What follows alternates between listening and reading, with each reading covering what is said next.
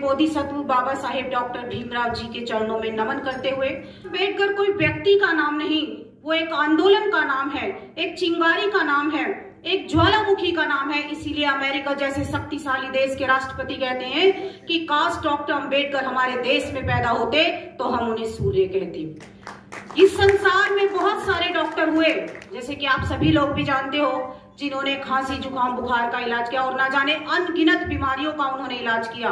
लेकिन इस संसार के सर्वश्रेष्ठ डॉक्टर बाबा साहेब डॉक्टर भीमराव अम्बेडकर ने इस संसार की सबसे भयंकर बीमारी का इलाज किया।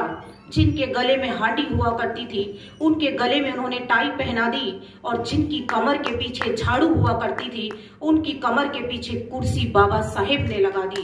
ये बाबा साहेब की कलम का ही कमाल था। बाबा साहब डॉक्टर अम्बेडकर, बहुत सारे लोग कहते हैं कि दलितों के नेता हैं। मैं समझती हूँ कि शायद उन्होंने बाबा साहेब को पढ़ा ही नहीं, क्योंकि बाबा साहेब दलितों के नहीं पूरे देश के नेता है और प्रत्येक व्यक्ति के लिए बाबा साहेब ने काम किया, चाहे वो महिला हो, किसान हो, मजदूर हो, तमाम इस भारत देश के लोगों के लिए बाबा साहेब ने काम किया। मैं ज्यादा नहीं बोलूंगी क्योंकि समय की सीमा है, सिर्फ 2-4 लाइनों में ही अपनी बात खत्म करूंगी।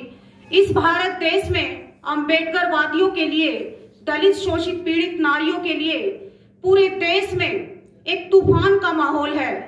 मौसम विभाग के वैज्ञानिक ये कहते हैं कि जब तूफान आने वाला हो तो आप अपने घरों से बाहर निकल जाइए। जिन कोठी बंगले अपार्टमेंटों में आप लोग रह रहे हैं वो आपके लिए कब्रिस्तान बन जाएंगे यदि अपने हक, अधिकार, मान सम्मान, स्वाभिमान को बचाने के लिए वर्तमान की परिस्थिति को देखते हुए यदि हम लोग अब नहीं जागे तो आने वाला समय हमारे लिए बहुत खतरनाक होगा।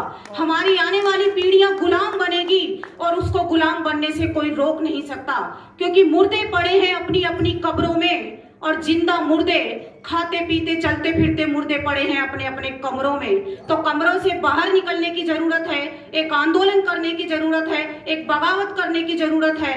मुझे यहाँ पर देखकर बहुत अजीब लग रहा है कि इस यहाँ पर की महिलाओं की संख्या बहुत ज्यादा कम है, जबकि बाबा साहेब ने अपना पूरा जीवन महिलाओं के हक, अधिकार, मान सम्मान के लिए उन्होंने लगा दिया। और मुझे कहीं कहने में संकोच नहीं होता, मैं हर जगह बोलती हूँ कि सबसे ज्यादा धोखा देने का काम अगर किसी ने किया वो भारत देश की महिलाओं ने किया। जितने भी पुरुष यहाँ पर बैठे हैं, क्या वो अपने घर से अपनी पत्नी को, अपनी बहन को, अपनी बेटी को यहाँ नहीं ला सकते? अगर लाते तो ये पूरा हॉल खचाखच भर गया होता। लेकिन बाबा साहेब ने जो अधिकार हम लोगों को दिए, क्या पुरुषों को ही जानने की जरूरत है? क्या महिलाओं को उसकी जरूरत नहीं है?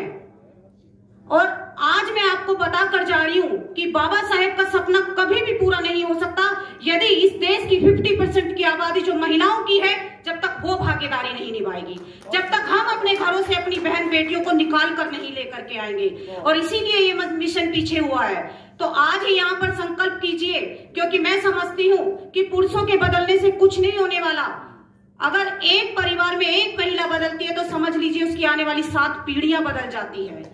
क्योंकि मेरे हस्बैंड है वो बदल गए, लेकिन मैं नहीं थी पहले ऐसी, मैं नहीं थी, मैं पूरी हिंदूवादी थी। बहुत कुछ मैंने किया, अपना समय पैसा बहुत बर्बाद किया, लेकिन जब से मैं मिशन मूवमेंट में लगी तब से मैंने सब कुछ करना बंद कर दिया और कंटिन्यू मैं समाज के बीच में जाती हूँ। और वहां पर महिलाओं की स्थिति को देखकर बहुत तरस भी आता है कि आखिर कौन सी दुनिया में हम लोग रह रहे हैं। अंधविश्वास, पाखंडवाद अपने चरम पर है, उन सब चीजों से महिलाएं बाहर नहीं निकलना चाहती। क्या इसीलिए बाबा साहेब ने अपनी जान की बाजी लगाकर संविधान लिखा? क्या हिंदू कोड बिल इसीलिए बाबा साहब ने लिखा? लेकिन हम लोग समझने के लिए तैयार नहीं है, जानने के लिए तैयार नहीं है। महिलाओं को आगे आना होगा और अपनी जिम्मेदारी को समझना होगा। बाबा साहेब ने ऐसे नहीं अपने 4 बच्चे कुर्बान कर दिए, अपनी पत्नी की कुर्बानी दी, अपनी पूरी जवानी की उन्होंने कुर्बानी दे दी हमारे मान सम्मान के लिए। कानून मंत्री पद तक से इस्तीफा दे दिया बाबा साहेब ने हम महिलाओं के लिए। लेकिन हम महिलाएं क्या कर रही है? सबसे ज्यादा धोखा देने का काम कर रही है।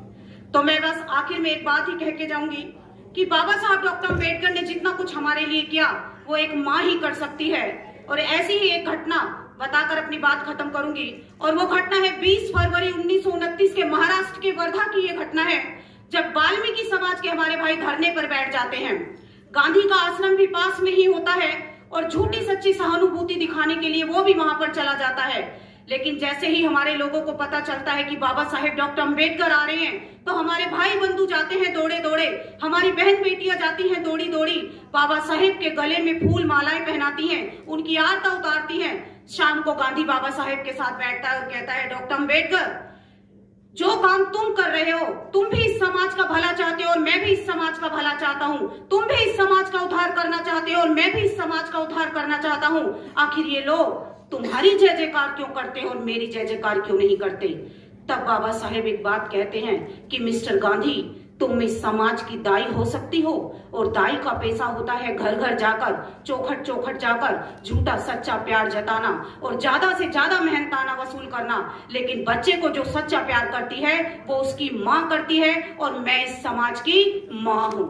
इतना सुनते ही गांधी को गुस्सा आ जाता है और वो कहता है, डॉक्टर अंबेडकर, जितनी तुम्हारी उम्र है ना, इतना समय मुझे राजनीति करते हो गया। तब बाबा साहेब कहते हैं कि मिस्टर गांधी, मुझसे उम्र की बात मत करना, मुझसे ज्ञान की बात करना, मुझसे उम्र की बात मत करना, मुझसे एजुकेशन की बात करना, क्योंकि जब से ये जगत रचा है बसा है तब से लेकर आज तक इस धरती पर बाबा साहेब के जितना ज्ञानवान कोई व्यक्ति पैदा नहीं हुआ। इतने बड़े महान महापुरुष की बातों को आज हम लोग नहीं मान रहे। हमारे महापुरुषों ने समता मूलक समाज का सपना देखा था, लेकिन क्या कर रहे हैं हम लोग? हम अपने घरों से अपनी महिलाओं को नहीं निकाल पा रहे। क्या संविधान बाबा साहब ने पुरुषों के लिए लिखा? सबसे ज्यादा काम बाबा साहेब ने हम महिलाओं के लिए किया, लेकिन हम महिलाएं जानने के लिए तैयार नहीं, समझने के लिए तैयार नहीं है। आज संविधान इस देश में पूरी तरीके से लागू नहीं है, तभी इस देश में इतनी सारी समस्याएं हैं। लेकिन जिस दिन संविधान लागू हो गया, ये सारी समस्याएं खुद ब खुद खत्म हो जाएंगी। बाबा साहेब ने एक बात कही थी, यदि सांप्रदायिकता संविधान से ऊपर होती है तो इस देश में कोई भी सुरक्षित नहीं होगा, और अगर संविधान सांप्रदायिकता से ऊपर होता है तो इस देश में प्रत्येक व्यक्ति बचा रहेगा। लेकिन आज क्या हो रहा है? क्योंकि हम लोग जागरूक नहीं हैं, हम लोग अपने हक अधिकारों के बारे में जानते ही नहीं है। कहां से हम लोग इकट्ठा होंगे? तो मैं उम्मीद करूंगी कि कभी नेक्स्ट टाइम अगर इस तरीके का प्रोग्राम हो तो आप अपने घरों से अपनी बहनों को, अपनी पत्नियों को, अपनी माताओं को जरूर लेकर के आइए, क्योंकि उन्हें ज्यादा समझने की जरूरत है। इसी के साथ मैं अपनी वाणी को विराम देती हूँ और 2 लाइनें बोलकर अपनी बात खत्म करूंगी कि जय भीम से बड़ा कोई सम्मान नहीं, जो जय भीम का नहीं वो इंसान नहीं। यूं तो पूछते हैं लोग पत्थरों को, लेकिन बाबा साहेब से बड़ा कोई भगवान नहीं। अंबेडकर कोई व्यक्ति का नाम नहीं, वो एक आंदोलन का नाम है, एक चिंगारी का नाम है, एक ज्वालामुखी का नाम है। इसीलिए अमेरिका जैसे शक्तिशाली देश के राष्ट्रपति कहते हैं कि काश डॉक्टर अंबेडकर हमारे देश में पैदा होते तो हम उन्हें सूर्य कहते। इस